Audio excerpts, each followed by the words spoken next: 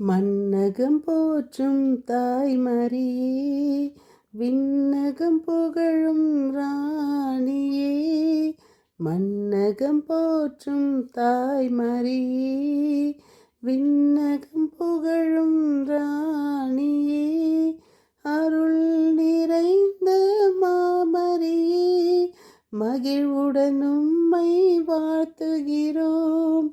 அருள் நிறைந்த மாமரியே, மகிழ்வுடன் உம்மை வாழ்த்துகிறோம். வாழ்க மரியே, வாழ்க மரியே, வாழ்க மாதாவே. வாழ்க மரியே, வாழ்க மரியே, வாழ்க வாழியவே.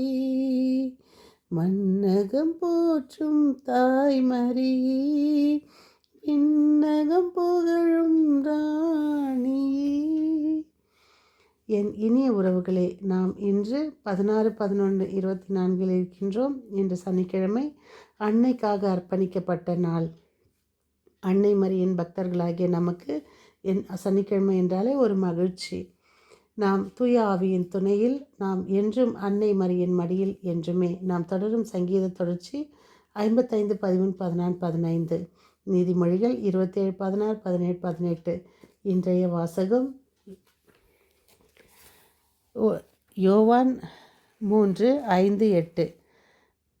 இன்றைய தூய நற்செய்தி வாசகம் லூக்கா 18, 1, 8.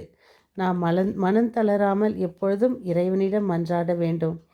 ஒரு நடுவர் இருக்கிறாரு. அவர் கடவுளுக்கும் அஞ்சுவதில்லை, மக்களையும் மதிப்பதில்லை.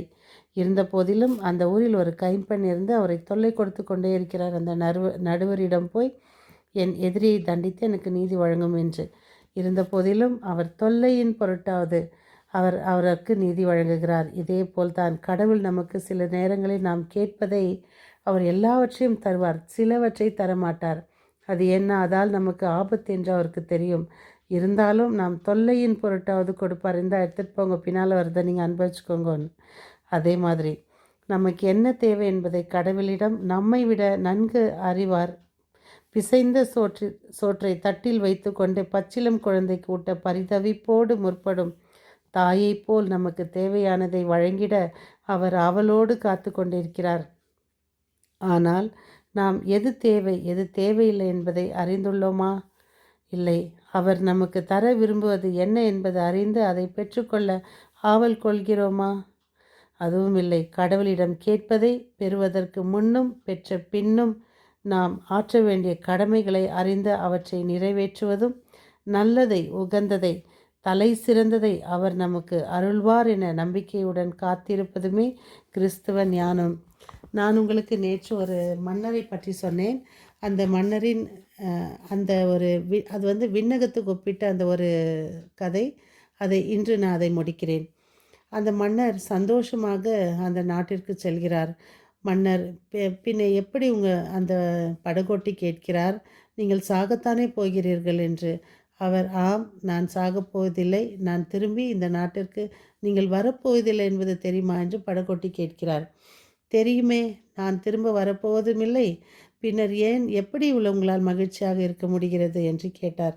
படகோட்டி, அதுவா, நான் என்ன செய்தேன் தெரியுமா? நான் ஓராண்டு முடிவில், ஆட்சிக்கு வந்த ஓராண்டு முடிவில் 1000 வேட்டைக்காரர்களை அந்த காட்டிற்கு அனுப்பினேன். அவர்கள் கொடிய விலங்குகளை எல்லாம் வேட்டையாடி கொன்று விட்டார்கள். 2ஆம் ஆண்டு முடிவில் 1000 விவசாயிகள் சென்றார்கள், காட்டை செப்பனிட்டு உழுதார்கள்.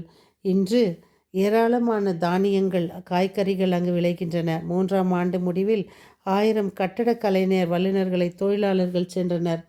வீன்று, வீடு, வாசல், அரண்மனை, சாலைகள் எல்லாம் தயார். 4ஆம் ஆண்டு முடிவில் 1000 அரசு அதிகாரிகள் சென்றனர்.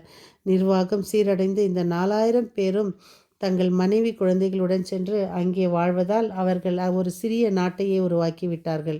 இப்பொழுது நான் காட்டிற்கு போவதில்லை, என்னுடைய புதிய நாட்டிற்கு போகிறேன். சாகப் போவதில்லை அப்பா, வாழப்போகிறேன். அதுவும் மன்னராக ஆளப்போகிறேன். மன்னராக ஆளப்போவதா? அரண்மனை படகோட்டி, வேலை வேண்டுமென்றால் இந்த படகோடு இப்படியே என் நாட்டின் வேலைக்கு சேர்ந்துவிடு என்றார். மன்னர் சொன்னதை கேட்டு அப்படியே வியப்பில் ஆழ்ந்து போனான் அந்த படகோட்டி. ஆம், மரணத்தை வென்று மறுவாழ்வு பெற விரும்புபவர்கள் இவ்வுலகில் வாழும்போதே மறு உலகை மனதில் கொண்டு வாழ்ந்தால் எல்லாமே சாத்தியம் என்பதை இந்நிகழ்வு உணர்த்துகின்றது. கத்தோலிக்க நம்பிக்கையில் மரணம் என்பது நமக்கு ஒரு ஒரு மரணம் எவ்வளவு முக்கியமோ அதே போல்தான் நம்மளுடைய இறப்பும். நம்மளுடைய மரணத்திற்கு பெயர் நாம் மீண்டும் வருவதில்லை என்பது. மனிதர்களுக்கு உறவுகள் போன்ற பாவத்தின் நிமித்தம் மனிதர்களுக்கு மரணம் ஏற்படுகின்றது. உடலுக்கு உயிர் கடவுளிடமிருந்து வருவது அது பிறப்பு என்கிறோம். இயேசுவின் சிலுவை மரணம் பாடுகள் வேதனைகள் நிறைந்ததாயிருந்தாலும் நமக்கு மகிழ்ச்சியே. ஏனென்றால் இயேசு கிறிஸ்துவின் நிமித்தம் மனிதர்களாகிய நாம் கடவுளுடன் சேர்க்கப்படுகின்றோம். நாம் இந்த இந்த கதையின் நிகழ்வு இப்பொழுது உங்களுக்கு மகிழ்ச்சி அளித்திருக்கும். நாமும் இதைப்போல் வாழ முயற்சி செய்வோம். மீண்டும் சந்திக்கும் வரை உங்கள் அன்பு தோழி.